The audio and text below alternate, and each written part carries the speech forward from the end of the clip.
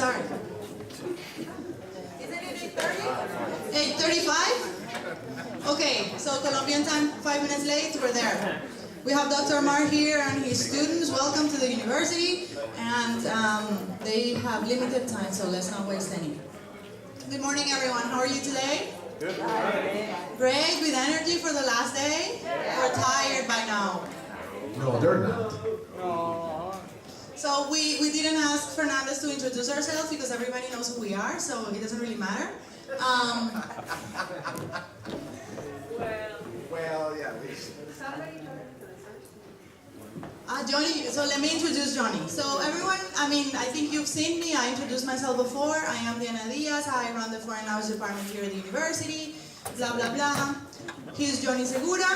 Nice to meet you. I'm Johnny. I'm a teacher at the language department. So, He teaches in the undergrad program. He teaches in the licenciatura. He teaches in the masters. He directs master's reports. He has work up until here. The good thing about being at the university. We are going to share an experience that we had this semester. We've been talking, Dr. Mar put it nicely, and then Maite also spoke about it, about helping students develop their intercultural competence. But it seems difficult, especially if you are a public school teacher and you are never, your students are not going to travel anywhere, and you think, okay, so I can teach them that Thanksgiving's in November and that British eat fish and chips, but how do I really get them to develop their intercultural competence? We're here, we're not going anywhere. It just seems like too much to ask. But then it isn't. We came across a group of people from a university in the US. They're called SUNY Oneonta, the State University of New York. And we started talking to them, and they have this program that they call COIL, Cooperative Online International Learning. And we both participated. We had different groups, and the idea is that we're going to share with you some things about intercultural competence, but also we're going to show you what we did, and we're going to give you some ideas on how you could do it. Even if you don't belong to ICESI, even if you're not part of a network, international network, there are things that teachers can do, even in public schools, in private schools, in schools who don't have it, that don't have exchange programs. The idea is that this will help students develop oral competencies, so it's anyway good for the class that's here. It will help them interact, it will help them develop many, many other competencies, not just the intercultural one, which is the main aim. So the first thing that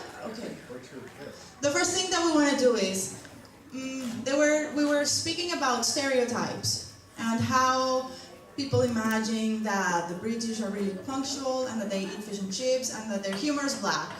They have a really dark, ironic sense of humor, am I right? Sarcastic. Supposedly sarcastic. And there are stereotypes about everyone. Colombians are supposed to be vivos and always late and always rumbeando. But the stereotypes get you somewhere. So we want you to go to that link, use your cell phones if you have any. You can work with someone. This is an app called Padlet. It's a free app, you do it online. The idea is that we can all participate through the screen so that you can all put your information in there. So we're going to show you a picture. And we want you to know what ideas you have about the guy, it's a guy, before you interact with him. Yes? No, because it's on the other slide, isn't it? So go to that. It's in the other slide, dude. Isn't it on the other slide? I changed it to the other slide. So that's the guy. He's Baptiste, and he's a math teacher. So probably I'm Baptiste, I'm a math. I don't know. I can't fake the French accent.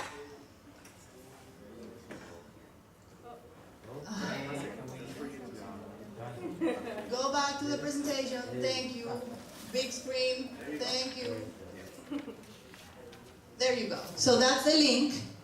And just write in there what you think about. What do you think about it when you see the picture, the flag, and I'm Baptiste, I'm a math teacher? What comes to your mind? Just activate your stereotypes, put them into work. There are two questions. What ideas you have and where those ideas come from? Yes? So, Well, first, what do you think about the guy? Before you start interacting with him, what do you think about him? This is all you have. Okay, so start in the Padlet. Does everyone have the link by now? So that's the guy, Baptiste, he's a math teacher. Go to the Padlet. Okay, so he's French, that we know. What else do we know? What else do you think about him? What do you imagine? If I tell you I'm going to hook you up with my friend Baptiste, he's a math teacher, what do you think? He's single. Okay, write it down. Put it on the Padlet. He's single.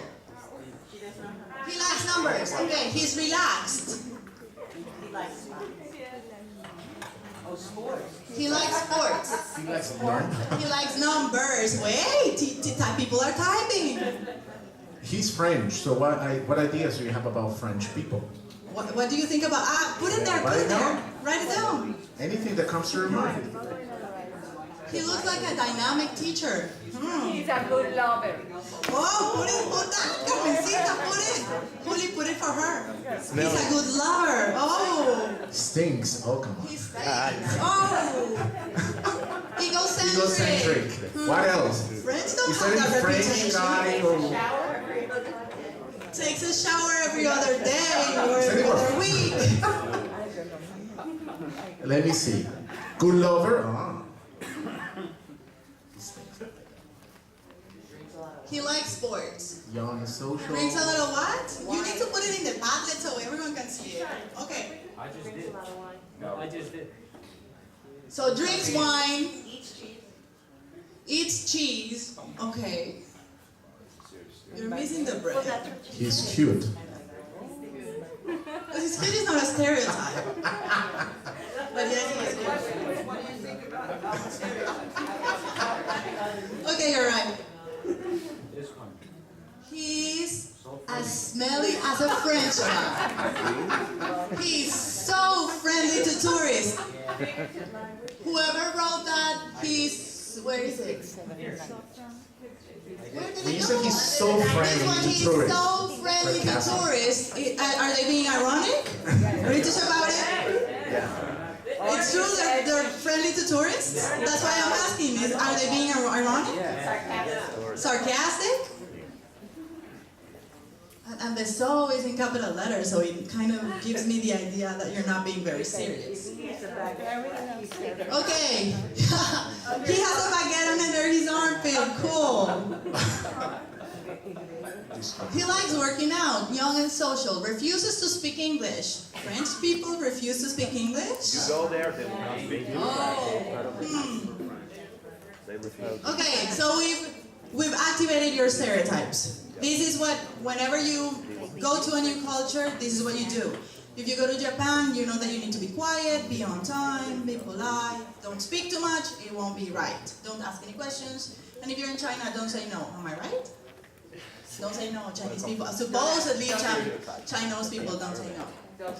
So talking about French guy, I can tell you pretty much where I got my ideas from. When I used to study English, and the textbooks, we always see a guy like this, you know? So I assume probably that he likes wine and bread. What else? And I think you remember this one. People from our generation, the younger generation don't know who they are. So when I was a kid, I thought French people actually stink. Because I said, and they were romantic as well. When I studied sociology, I read this philosopher, so I said, okay, it's a French guy, so they're smart as well. People say, as you said, they don't like what I heard about French people. They don't like when you speak English to them, they're rude. I mean, I'm all good comments as well. And this one, I don't know, have you seen the movie Unfaithful? Yes. Yeah, okay, it changed completely the way I see these guys. You know what this movie about? This girl, she gets into a bookstore and she finds this guy. He starts talking to her with his French accent, and finally she ends up having an affair with this guy. So He's introducing Baptiste to his wife. yeah, so in this case, obviously you can tell if it were for me when I start interacting with this guy, I would be doing it like this, and I will never let it talk to my wife. Yes? So, as we were saying, you can go ahead. Of course, we have some stereotypes. When we start interacting with someone, we get some ideas about who that person is. And of course, and you said you're French, you're Colombian. Of course, we come with some ideas, negative, positive, but there's something that we bring into the interaction. However, in that process, we see that in every interaction, people actually display narratives about themselves. So, of course, when I get to talk to Baptiste, I find out probably, well, will confirm that he smells, or I will not. In fact, during interaction, you get to know the person beyond the stereotypes. And that's pretty much important. But when you start interacting with that person, he's saying something, he's expressing himself, and in that process, you get to know new things. So, this means that when we are interacting, participants use the language to express themselves through the language. So when they do that, of course, we see that the national identity plays a key role. And as I said, you're saying he's French, so some ideas come to you. And of course, our customs, our culture, somehow, of course, has a key role when you are talking or expressing yourself. Social roles, we say he's a math teacher. Some people, he likes math, but what do you think about math teachers? So it comes to your mind, Serious, quiet. I don't know, organized and so on. And of course, there's psychological factors and so on that actually affect the way you perform the interaction. So it allows us to actually have a clue of how to interact with a person. Imagine if you start talking with someone and you have no clue whatsoever how to talk to this guy, whether we have wrong conceptions or not.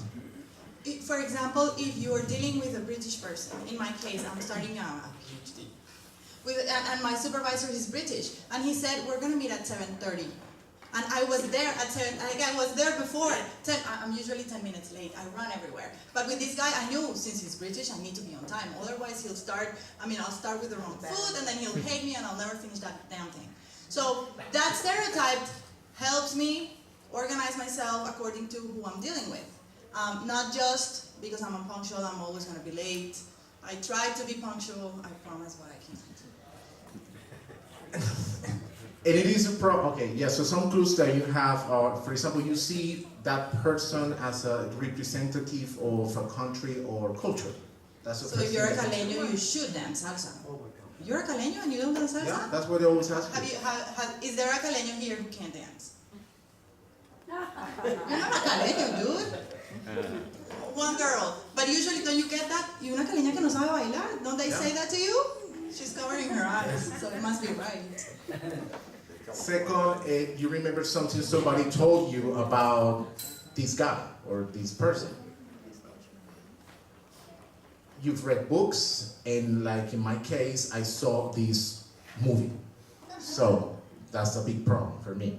News, some people, it's just what they show on the news, and you say, okay, you believe these people are like that. The news, the TV programs, what's the stereotype they have about Colombians? That we're narcos. We poor Colombians? No, Yeah. we dangerous Colombians. We're narcos. According to all of our movies, we're just bad people. So that's what we talk about stereotyping. Of course, that's something that we have, at least to start the interaction. The problem is that we don't go beyond that single identity of that single story. And the most important thing is that we should enhance curiosity for the otherness. So the moment we start interacting with that person, if I just see this person through this idea that I have, that this guy probably will have an affair with my wife, I will not actually continue talking to him. Yeah, so it's in that moment we need to learn to somehow go beyond that. And that's one important thing when we talk about intercultural competence. So here, go ahead. Let's check this out. Now you have this girl. Her name is Aina, and she's from Andorra. Andorra. She's a phlebotomist. So go to the Padlet and now write the ideas that you have about her. Let's see what you have to say about her. It's the same link, and if you didn't close your application. So, Aina from Andorra. Can I move this? She speaks Spanish. Andorra. Pretty. She doesn't want to be there. In Andorra? She is from okay, and I got it. She's cute.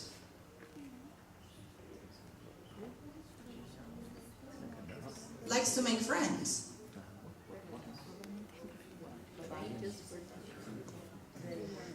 There aren't that many things coming up, huh?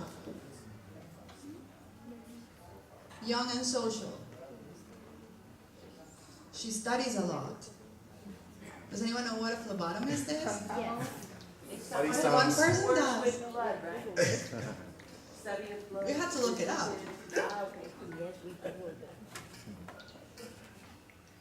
She's kind of hippie.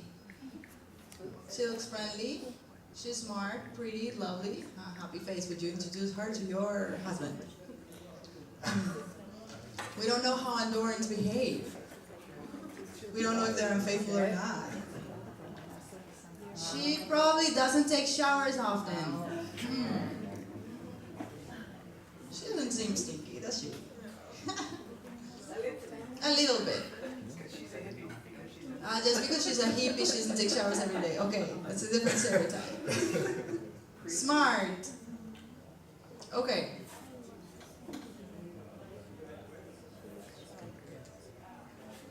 so in this case, in the first one, you know, he's French.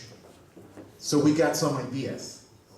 So stereotypes and so on. But in this case, Andorra. I mean, when I asked him, he said he knows what it is, but what is Andorra? Yeah, so in that case, and why I bring this example? Because as Tim and I mean, most of the speakers, Maite, Tito, and Gonzalez said, nowadays, Gustavo, yes, nowadays, students are actually talking, interacting more with non-native speakers of the language. So imagine that, of course, an example, like last month, no, in December, I was in Medellin, and I was in a hostel, and at 2 a.m., I was at the reception working, and these two French guys arrived, and they were talking to the clerk, and they said in French, I mean, they didn't know how to talk to this guy, they were talking in French. So I just said, hey, do you speak English? He said, yes, we do. So we started talking in English, so I helped him with the clerk. So in that case, students will actually encounter people who belong to a variety of cultures who use English to interact. So, in the first place, we need to help them go beyond stereotypes. If they But, have any. yeah, and on the other side, we need to help them develop a sense of curiosity and discovery. Which, in that moment, when I meet this girl, I have to find a way to really get to interact with her, even though I have no idea she said, I'm from Andorra. Probably will say, oh, great, a beautiful place. And what do? I am a phlebotomist. Oh, and wow, great. A phlebotomist is the person that takes your blood out when you go for blood tests. They take your blood out. That's the phlebotomist. Probably See, have no idea. So she didn't study that hard. It's probably on a 5-year degree. Yeah. She's young. She's in a caregiving profession. I Probably would ask, hey, clean. where do you work? Just to have an idea. Of She's probably clean instead of not taking a shower because she works in the health area. So that's fine. So, as you can tell, we have stereotypes on one side, just to see, I have ideas about this person. On the other side, we have no clues. Or, of course, we never have clues. I mean, as some people Very say, few. she's pretty and she looks like hippie, but still we haven't activated previous knowledge about people we've met, we know, we've heard about. But still, that's what students face, and that's what we need to deal with when we are interacting with people all over around the world. Oh, they come over here, and we need to find out what happens. So, the important thing here is that we need to beyond the single story. And in this case, Byron, Greek, Konova, and Starkey, I don't know how to pronounce, they say something very interesting, is we need our students to become intercultural speakers or mediators. And that's interesting, yes? Because in that case, students, we're not teaching, for example, usually before we thought that enhancing intercultural awareness was having Thanksgiving in the classroom and giving information like facts about cultures, which is, of course, I'm not saying that's not important. But more than that, students have to develop skills to be able that during that interaction, they're able to be curious, which means that they need to learn to ask for clarification, to find a way to get information and so on. So as Tito said, to negotiate meaning, and that's really important. So more than actually learning facts, like an encyclopedia, which is important too. I mean, you need to know how people behave in certain cultures. We need to actually see that. But something that is very important is that in that interaction, students not only learn about the other culture, but they discover things about their own culture. And that's the key. When through the way the other person, the representations the others have about my culture actually allows me to discover more things. And that's true. Some people who come from outside, they say, hey, you guys, you said this when you're talking, or you behave like this, and probably say, hey, you're right. And why? So you start thinking about things that probably you haven't actually noticed, yes? So there's like a mirror effect. It's not just compare, I'm Colombian, he's French, I take a shower every day, he whatever. So in that case, it's okay, it's in that process of really understanding the other and opening to what his beliefs and so on. In that way, probably I will discover things about myself. And there are things about you and your culture and the way you live that you take for granted. For example, here we had the opportunity of interacting with American kids, and for them it was like obvious. You're 18, leave your house. What are you doing at your parents' home?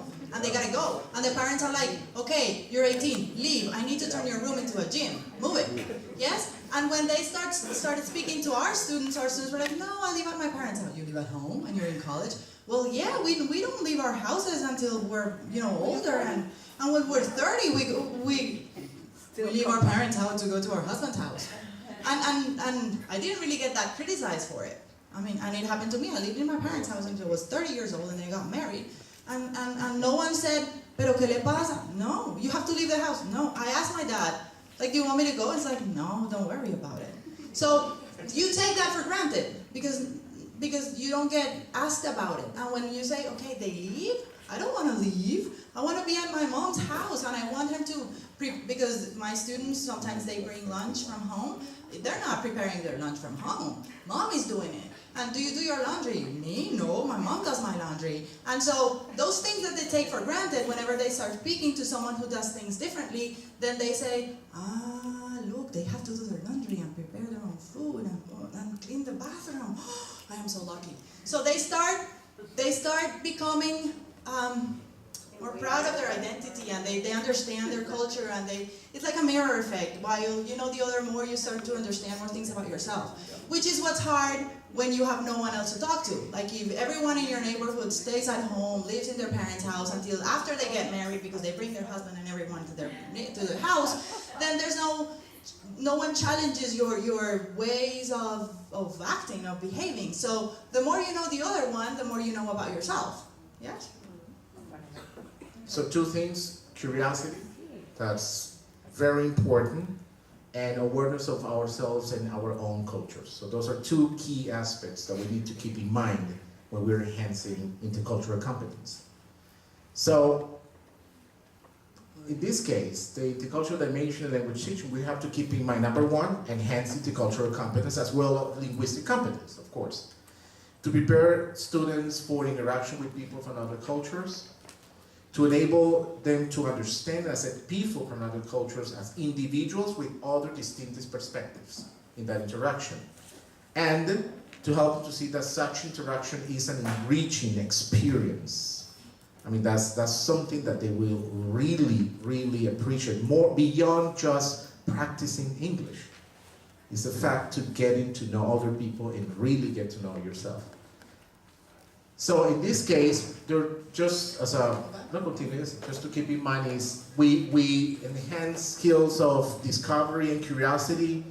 There are some intercultural attitudes, which is openness, being respectful, understanding.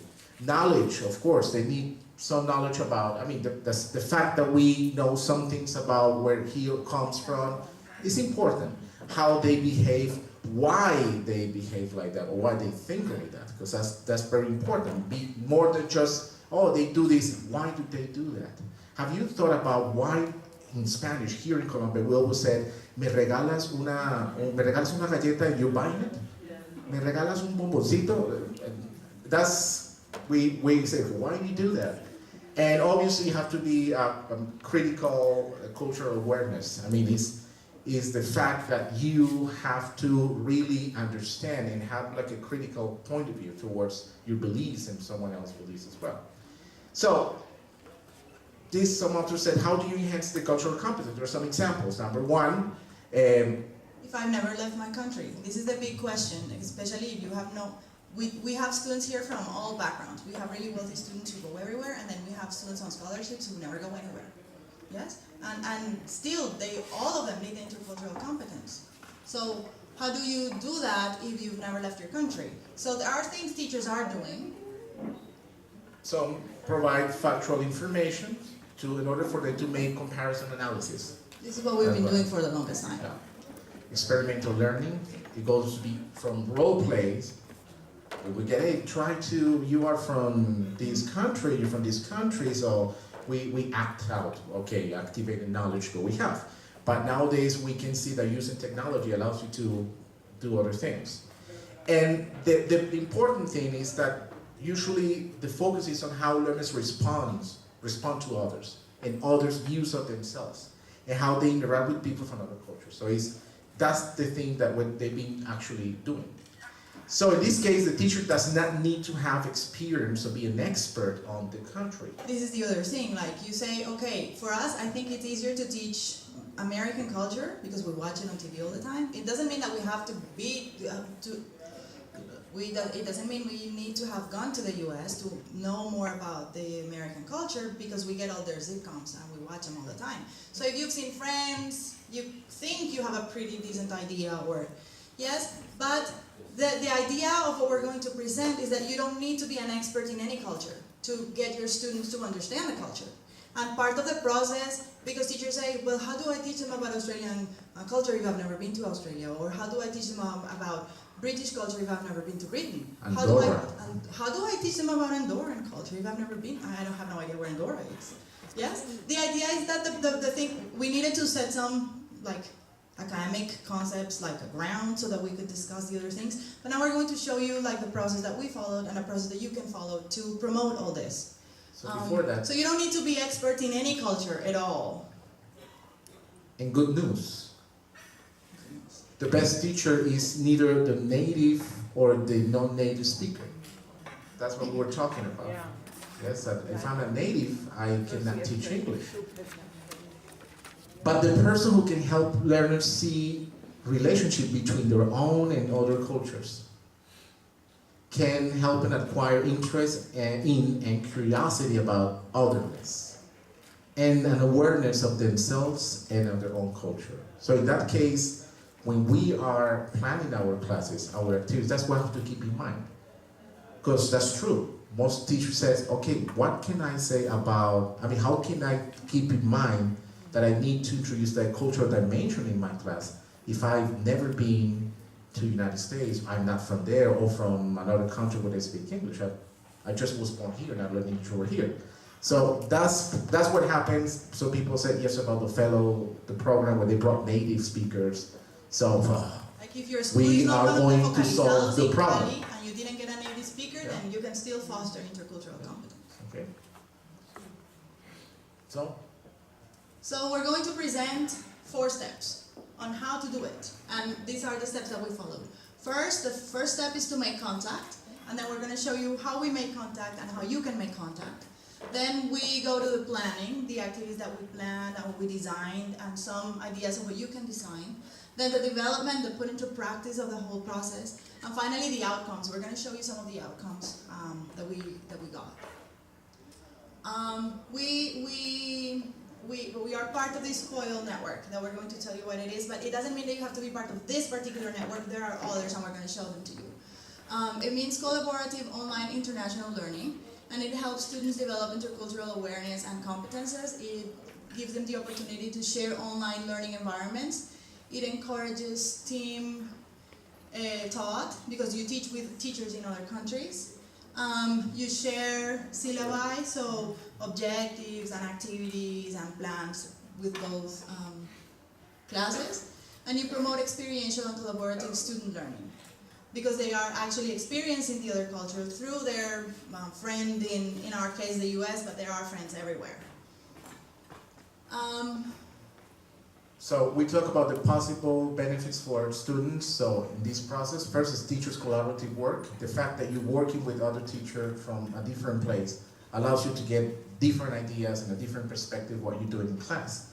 Students, it actually helps students to have contact with students abroad. And actually, we know that students who have been in this program, after this experience, have the chance to really sometimes even travel over there, or just because they're working on something here in Cali at the projects, they can work together with students over there. Of course, using language, English as a lingua franca, that's what we're talking about. Sometimes students don't really understand, okay, why do I study English? And we say, oh, because then you can get a better job and so on, but they don't really get the chance to use English as it's being used nowadays. So the fact they need to face certain situations and carry out certain projects, and they need to speak English, actually gives them like a different perspective about how to use it. And of course, what we said, that intercultural awareness is pretty much important in this process. So in my case, I work with a teacher in Oneonta University. She teaches Spanish history, and I teach level 6. So the first thing level was, 6 okay. is a B1. Yeah, so okay, I said, what can we do? So she said, oh look, in my syllabus, in one chapter unit, we work about religion. So okay, pretty much, that's very easy.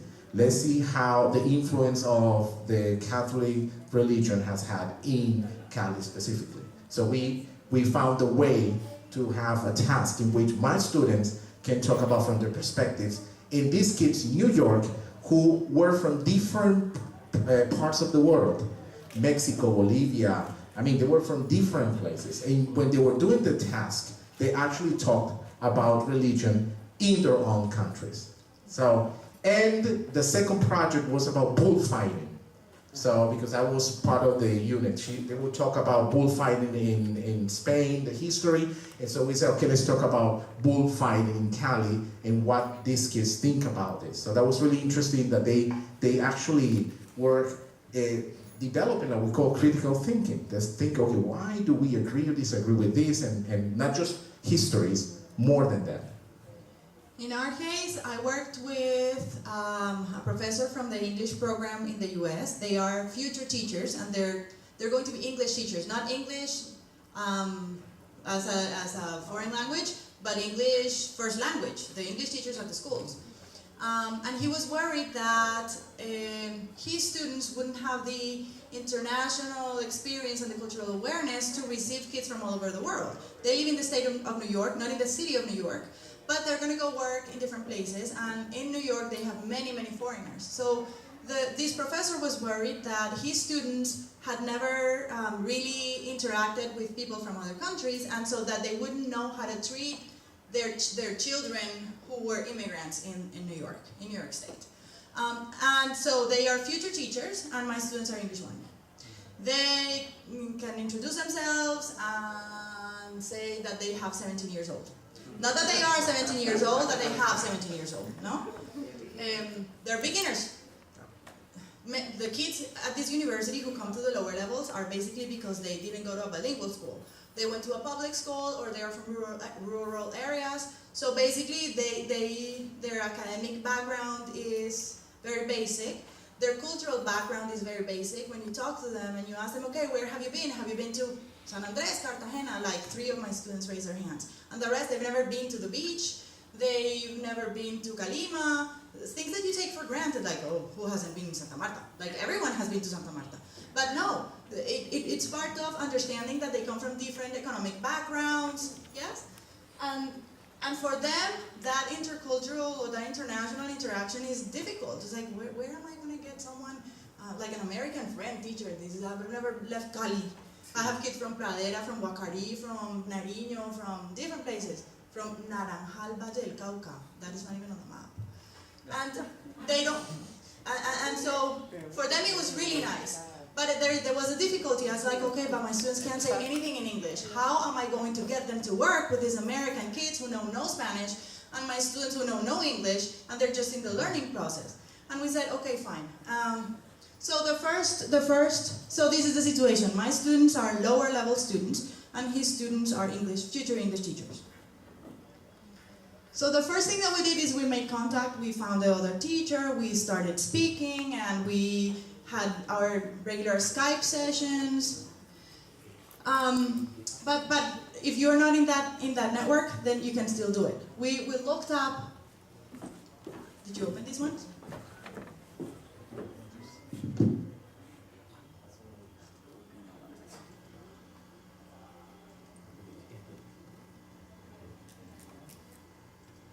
So there are different websites that you could use. epals.com, you know how they used, when I was a little girl, they used to call them pen pals? Because you wrote letters and you put them in the mail, and then it took 3 months for them to reply. Now, then they switched them to keypals, because you typed in the computer. Now they're epals, electronic pals, electronic friends. This website will give you the opportunity of signing up and deciding. You decide on the age. In my case, 17 to 19. So they have people from Russia, from Italy, from the US, New Delhi in India, Barcelona, Germany, Spain. Probably if you find on these websites teachers from Turkey, from France, from Germany, they want their students to practice their English. Yes, you're not going to, they're Russian, so I need to start teaching my students Russian. No, they're probably learning English as well. English is a lingua franca. So your students are going to be talking English to a non-native speaker of English in Russia. In our case, we didn't have the same schedule, so we did everything asynchronously. They used their WhatsApp, we had a platform that we decided on, and we're going to tell you about it later. So the website is there, it's free, you don't have to pay for it, all you need to do is sign up, and then you start connecting with the other teachers. Look, there are people from all over the world. Yes? Let me show you the other website. This is the other website.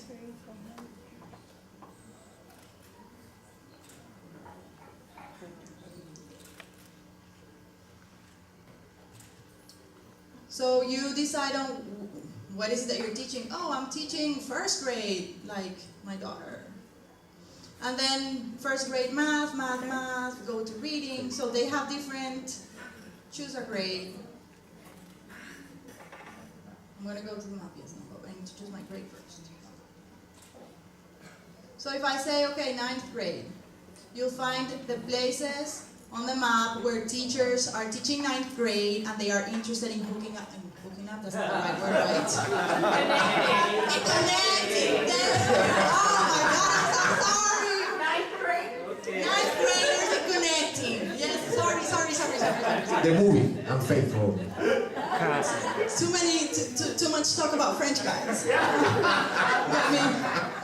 So anyway, so you click on it. There are people in the US, there are people over here in Europe, so you click there, it'll tell you that, it's someone in Greece, so you go there and then it'll tell you that these are the people who are there, the contact, Jana, Kathleen, Aaron, Nikos, this is probably the one that we went, foreign language practice and cultural exploration in English for 9th graders. I would recommend that you guys talk to the teachers first and make sure that you get them on Facebook so that you know who they are. You know how people are bad online? Well, just try them. These websites are supposed to be pretty safe. And and you tell your kids, don't send pictures of you naked, yes? The usual recommendations, yes.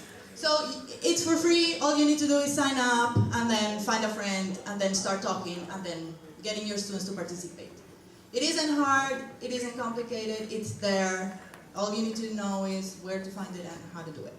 So you need to plan. So it's very important when you talk to the teacher, find common interest.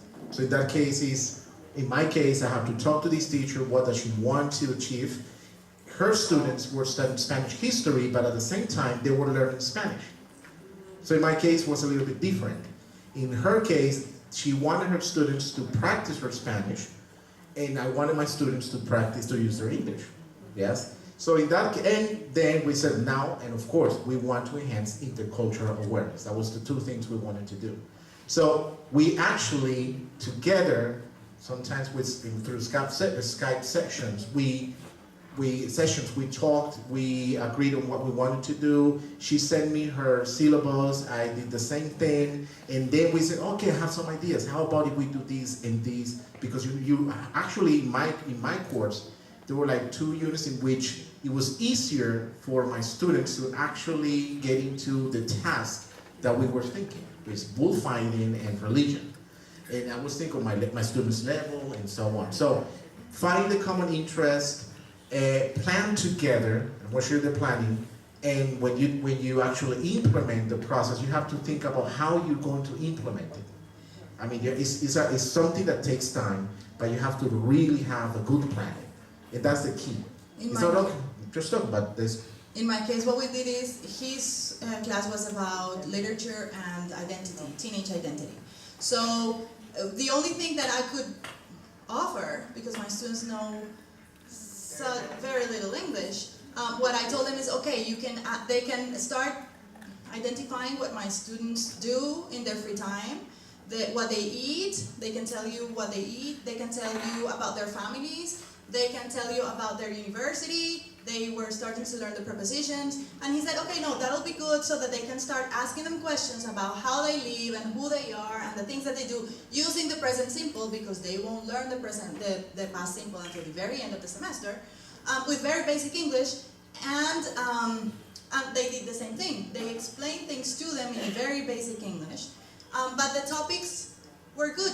I will show you a video of what the American kids did with what my students provided. My students provided pictures with short descriptions. And so what they did is they did a digital ethnography with how Colombians or kids in Cali, Colombia live and what they do at this university with very basic English. So we planned together. I said, okay, these are my units, these are the weeks when I teach them. When are you going to teach them? Okay, I'll get my students to send you by this week a video of their personal presentation, and then we put dates on it.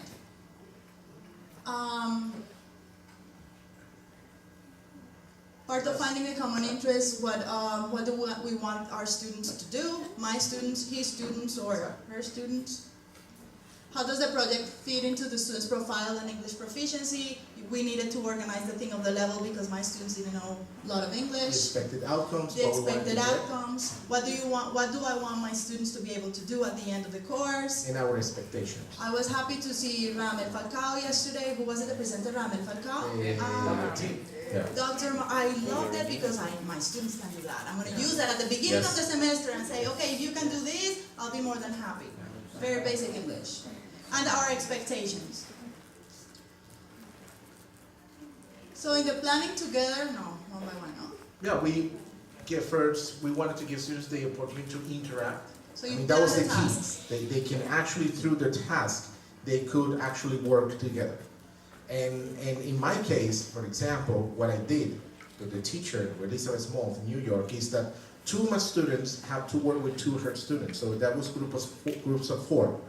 So it was not like my students working here and they present something. No, they have to work together.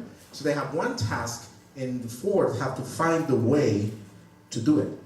And when I said find the way, that was interesting because I didn't tell them, okay, look, you have to do this. Okay, I'm gonna show you that we have the Facebook. But they are the ones who have to call them, they use WhatsApp. Actually, they created WhatsApp groups. They sometimes call, they talk, they find a way to really organize the task as they would do it with students here.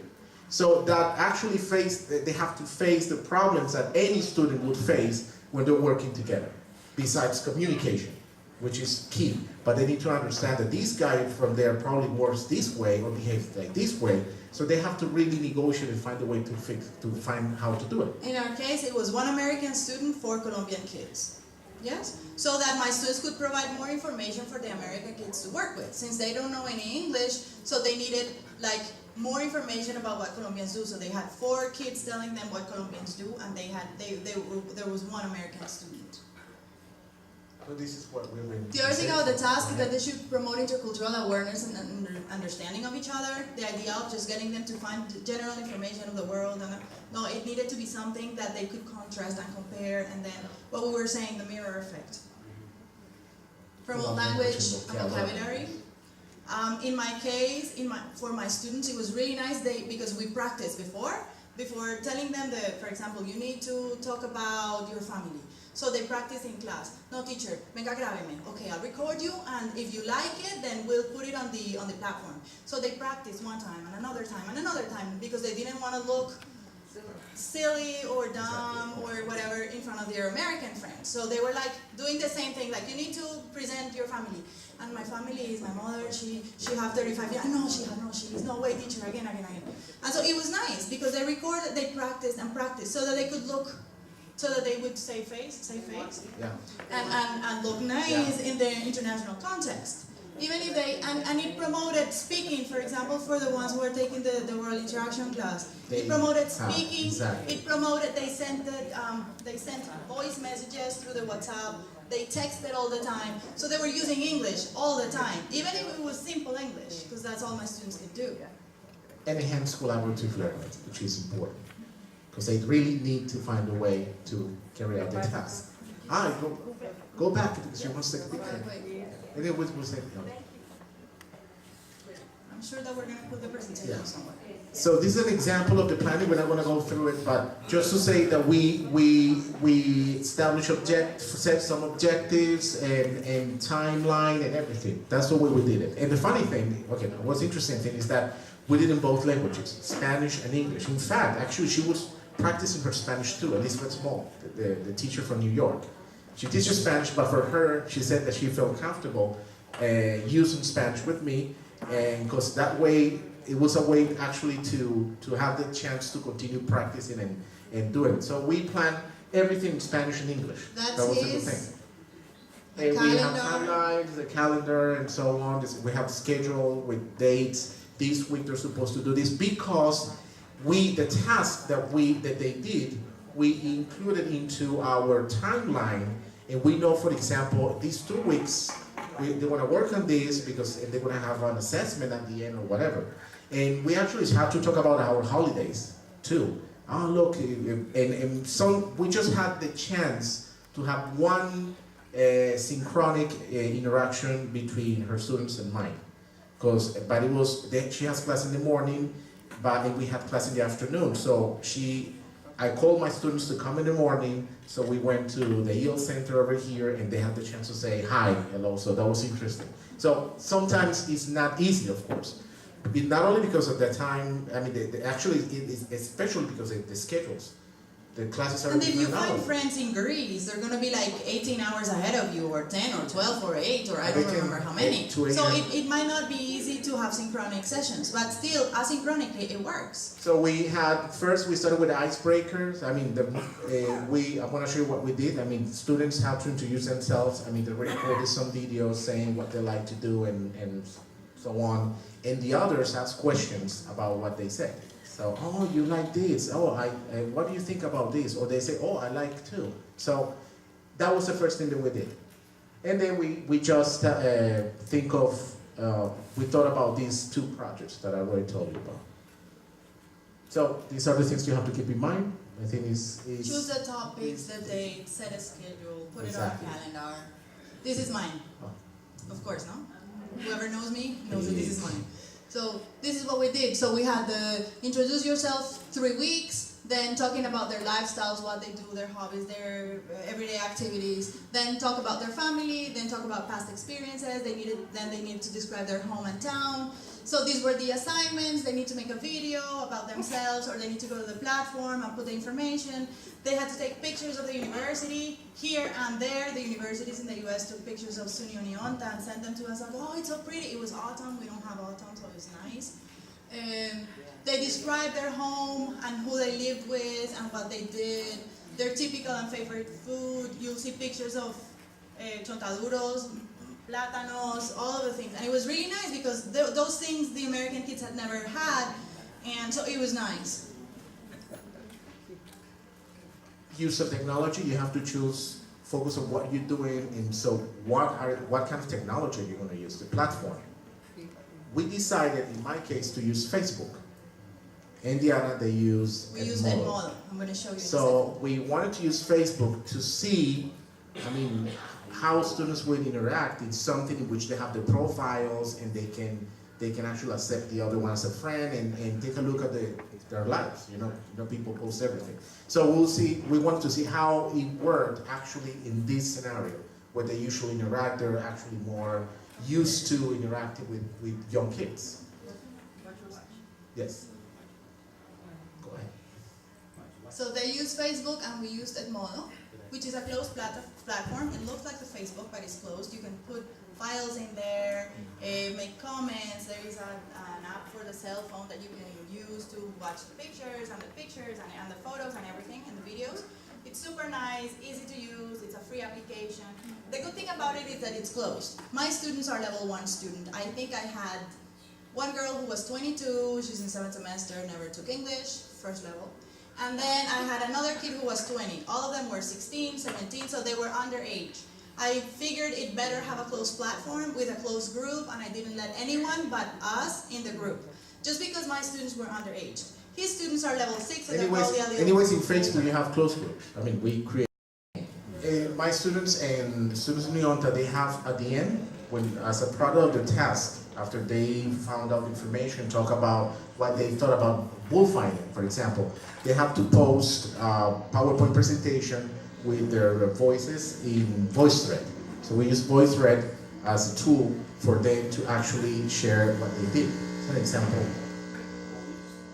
Ya sea que estés o no estás de acuerdo con las corridas de toros, es una parte muy importante de la historia de España. Algunos creen que la tradición debería continuar porque la historia, pero otras personas creen que esta tradición debería detenerse debido al uso del toro. Creo que en el futuro And then the student over here, I don't know.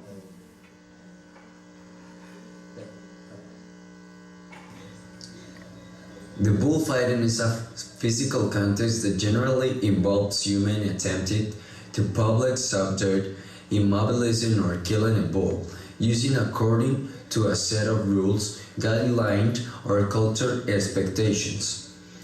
Bullfight is a traditional spectacle of many countries, including Spain, Portugal, parts in southern France, India, and Tanzania, and Latin American countries such as Mexico, Colombia, Ecuador, Venezuela, and Peru.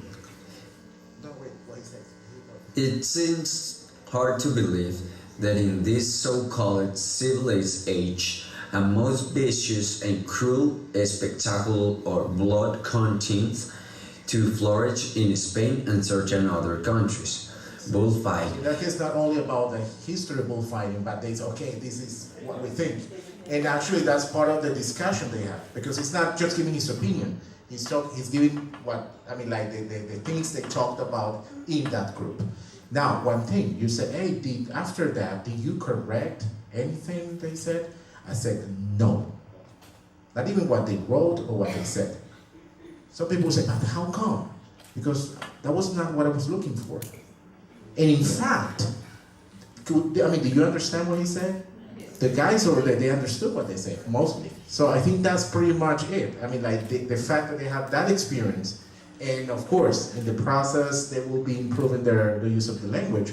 But the key here was that they had the chance to talk to these kids and say, okay, this is the history of bullfighting, this is what we think about bullfighting, and this is our conclusion. So that's what actually matters here.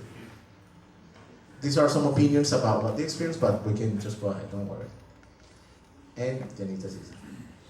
I'm just going to show you a part of the video what American students did. I show you what my This year's students did. class, we were given the wonderful opportunity of connecting with students who live in Cali, Colombia. We were able to compare American culture to the culture in Cali. Through comparison, we were able to recognize similar experiences in time, place, relationships, and embodied self. A common place that many young adults like us experience human relationships, whether we live in New York or Cali, is a cafeteria. A cafeteria represents the bringing together of people through eating. Eating together with friends or family is something all cultures have in common, and it is a way to interact with each other while also enjoying each other's presence. Being around a dinner table or eating with your friends in the cafeteria helps build human relationships, just like the young adult short story, House on Mango Street. The American kids made digital ethnographies with the very short information my level 1 students had given them. And that was their final project for their course. So even if you have students with very low levels of English, many nice things can be accomplished. And it was really, really nice. My students, these are the kinds of activities that my students posted on their Facebook. So they needed to talk about their university, so we were learning prepositions. So it is in building age, in the first floor, in front is the plantation of no sé qué, on the left, on the right. So because I told them, you need to post a picture and you need to say where it is in the Edmodo platform. So they went and they wrote the directions and they put them on the platform and they practiced the prepositions. It was real communication. It was not just tell me the directions to get there. It was actually someone was reading it. With the mistakes and everything, I didn't correct the mistakes either. What we did is whenever they needed to do videos, we practiced before. But we didn't really, I didn't go in there and make any corrections or told them, oh look, you made a mistake. No. And the other students didn't complain about it, the American kids, they were all right, so this is what my level 1 students could do. No, this is a little small. She sent her feedback about the process, so I don't know, we can just listen to her.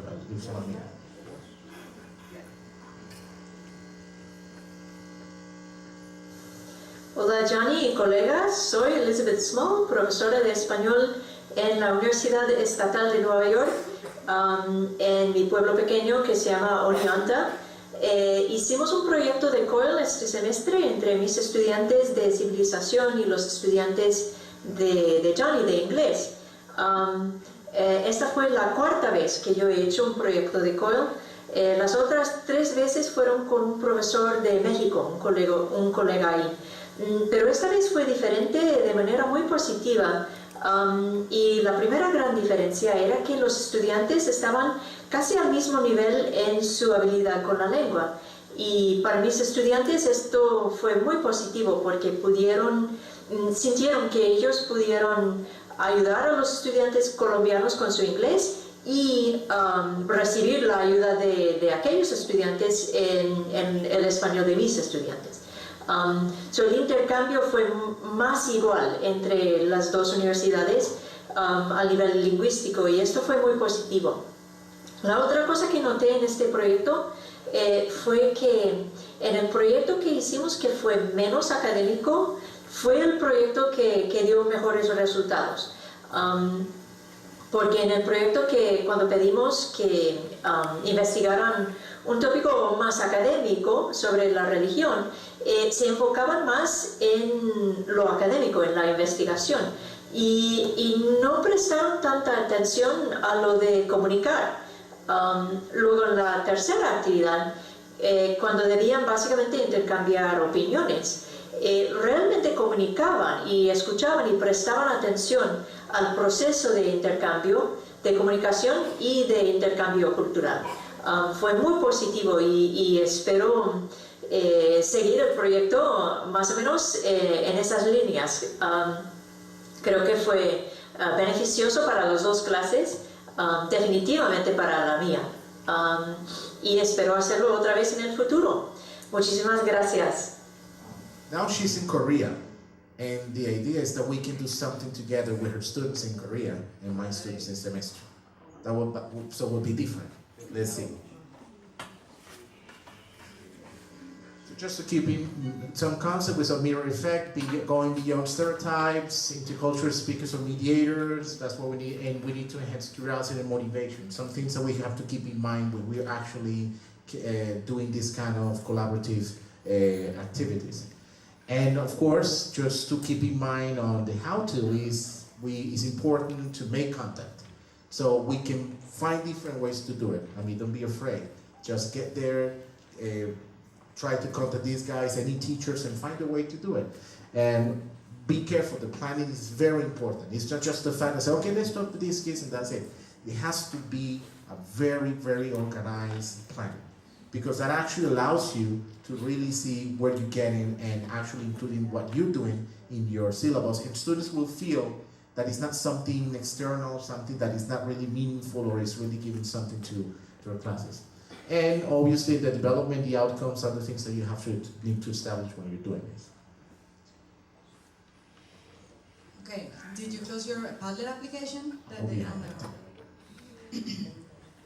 So let's go to the Padlet again. And the question is, in your context, how would you try to enhance students' intercultural competence? We want to know what you think about what we presented, if it's possible, if it's not possible, if you think there are some ideas that you can use in your classes.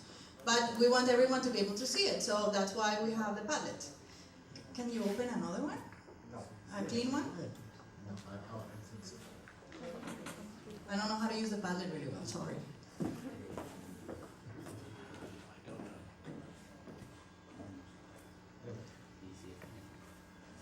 Put mask, but that'll make you write another thing, no? No, just text, don't worry, because you don't need it. They're still recording. Come on. Take your feedback.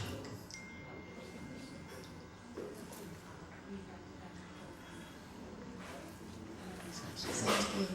Very positive, practical, and real? Reachable. I used to think that it was impossible. How am I going to get my students with no money to interact with people from other countries? And then I came across this thing, and I thought it was, that wasn't that hard. And it wasn't hard. And then I said, okay, and if I don't have the Onionta people, what do I do? So we started looking at pen pals, e-pals, key pals, and we started Googling them, and it's like, oh, it's there. And it's possible. All the technology that I used in my class were my student's cell phone and one computer. That's it. This was didn't typical, need any other material. Yeah. Security and control, so that means that when you're planning and choosing the platform, you have to take that into account. How to keep it safe. How to keep it safe. That's why the Edmodo platform has roles for parents, for teachers, for students. Yeah. That's why I chose the closed platform instead of the Facebook, because my students were underage. If you're working with children, I'm sure there are other platforms that you could use. I know that my daughter's teacher uses the Dojo, Class Dojo. There are other platforms that you could use that they can sign up to so that you can control their interactions. Yes, make sure that you don't find the horrible people. I think students will love it. It is us teachers who might have second thoughts. Just go for it. That is true. At the beginning, you think, in our case, we had to take a course, like an online course. It took a semester, and they gave us homework. But it was nice. At the end, I feel that all of that hard work that I put up at the beginning, it paid off. It paid off because the students were happy, they were engaged, they were participating, they spoke about things they'd never spoken about, they talked to people that they wouldn't have been able to speak to otherwise. So it was actually very, very nice. It does mean work for the teacher. The good thing is we didn't use technology, like expensive technology, we didn't need anything except for their smartphones.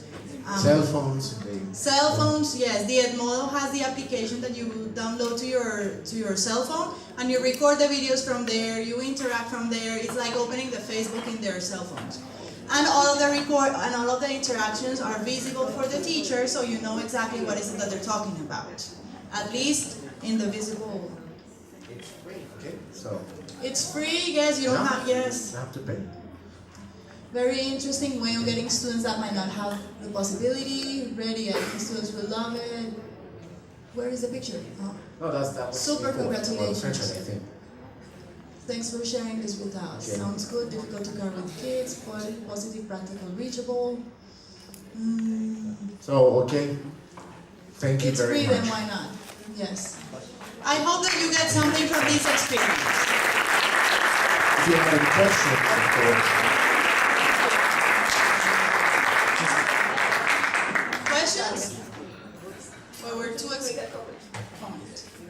Well, I just want to make a comment because I have been working with this type of program for about 10 years, and I really believe in the benefits that it has, especially to improve students' abilities to speak.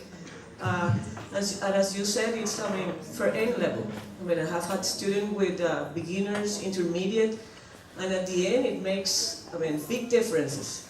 And it, as you said also, it's for free. And I believe the key word is planning. If you plan your sessions well, it's going to be great.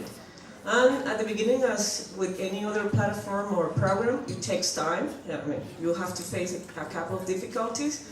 But in the end, it's just great. I invite people who haven't done it to use it, and because it's really great for students. The other thing is one of those platforms has, for example, if you're a science teacher or a math teacher or a music teacher, they have different, it's not just for English. It can be through English. Many teachers at schools teach English and science and math and social studies, and they teach it in English. English is a medium of instruction. So they can practice other subjects through English. So it doesn't have to be just English. Arturo. Yeah. I can see your name tag from here. Thank you. Yeah, there is a gray line between stereotypes and what might be taken as politically incorrect. In fact, sometimes in my classes, when I pretend to be politically incorrect, is when I see my students are more eager to answer back, because I touch what they feel is more sensitive. So my question is, have you warned your students on trying not to reach that edge, or have you ever had a situation which is one of your students had said, for example, gee, I mentioned something about religion and I think that I have offended my people on the other side of the world? In my class, we discussed, they were wondering, teacher, y entonces son negros, son black, son negros. And I was like, no, wait. So I did pre-teach them some of the basic things of international interaction. Especially if you have students who've never, traveled, probably not your students, in your particular case. But if you have students who haven't traveled and they don't know anything about the interaction, they want to see, oh, I saw in a movie, they called him, hey, nigger. It's like, no, you don't use that. That's just not right.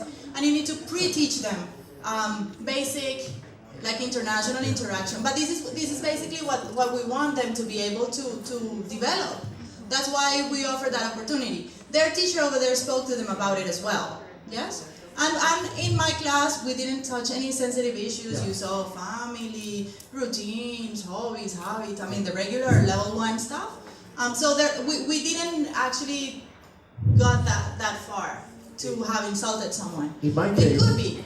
In my case, actually, after the task, we talk about it. And I had they wrote some comments. And they didn't face those issues. But anyways, in our class, we said, okay guys, if you're going to deal with these guys, these topics, and you're going to talk to them, what things you have to keep in mind? So they said, teacher, we have to be respectful.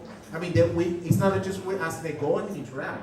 It's obviously we talk about things, because in my case, I was enhancing those skills, so we have to talk in class, find out really the fact of being open to what someone's opinion implies certain attitudes and the way to deal with them. So yes, of course, and that's something we have to keep in mind.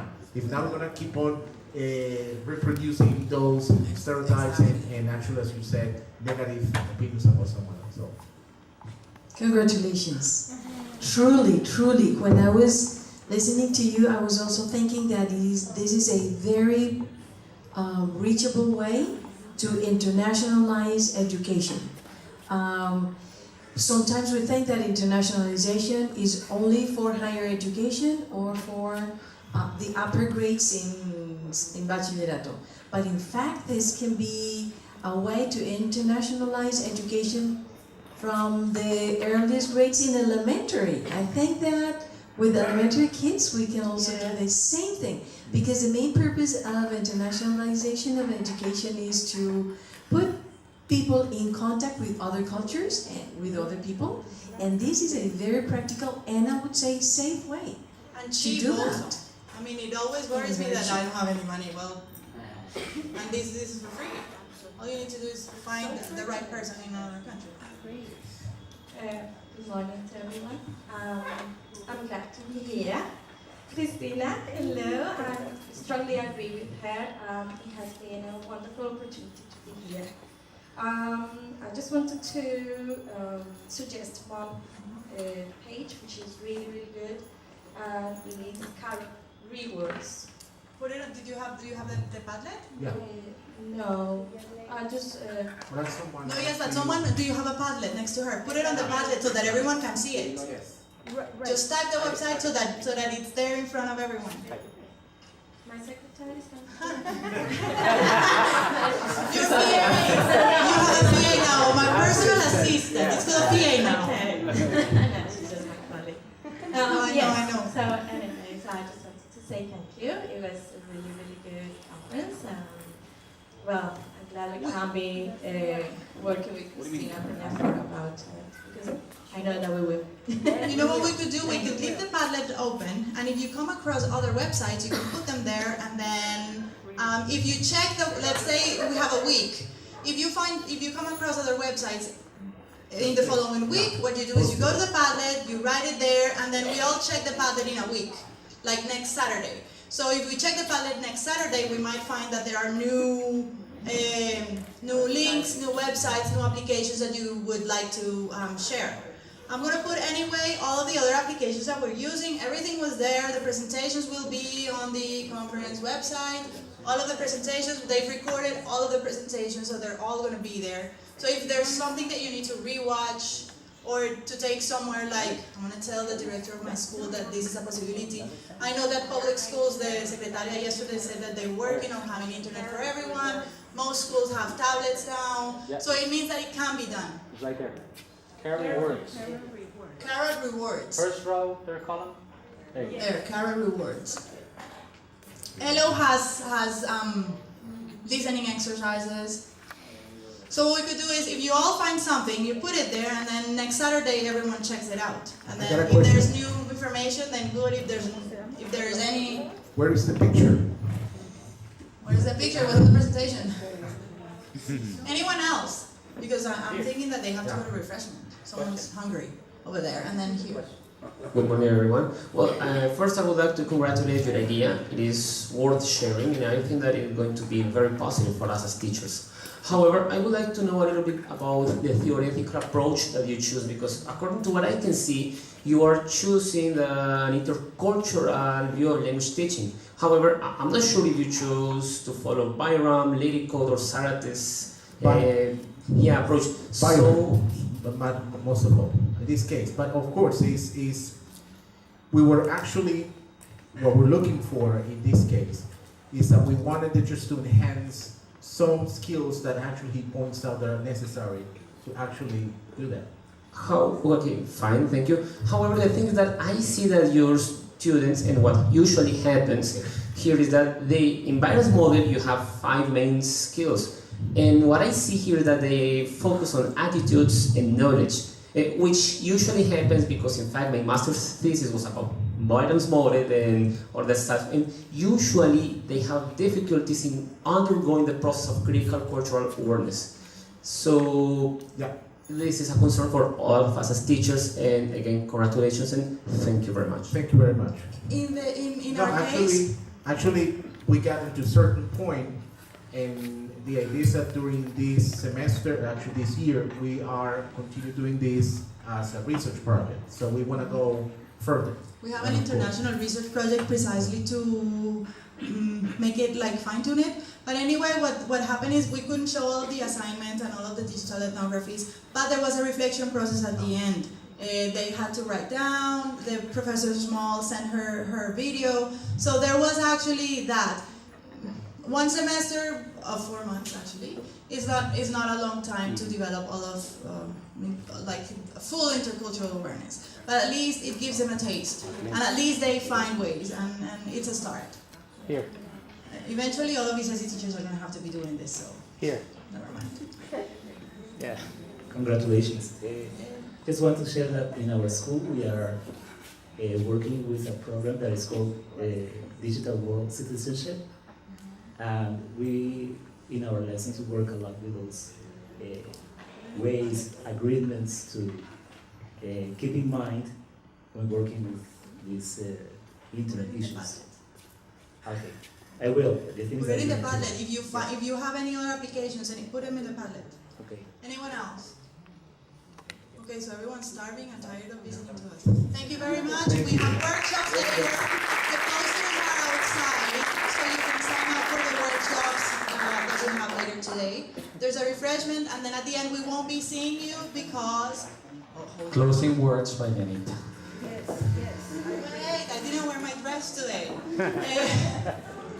Listen, no. We won't be seeing you again here today because we're going to go to the workshops in Building E, exactly the same place where we were yesterday, so you're going to go to the different workshops. We have 2 sessions of workshops. But anyway, I wanted to thank you for being here. This is always a very nice experience to receive teachers from that they work in different areas, different schools, different places. We really had a good time. I want to thank Andreita again for all the planning and her hard work, because she's been working for years to get this done. Sign up for the workshops are right there. Hold on.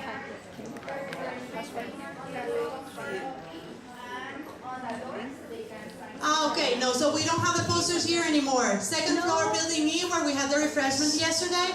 You can sign up there outside the classrooms. The sheets, the lists are there. Thank you all very much. Certificates, attendance certificates will be available next week, and they will arrive through emails, just so that you know.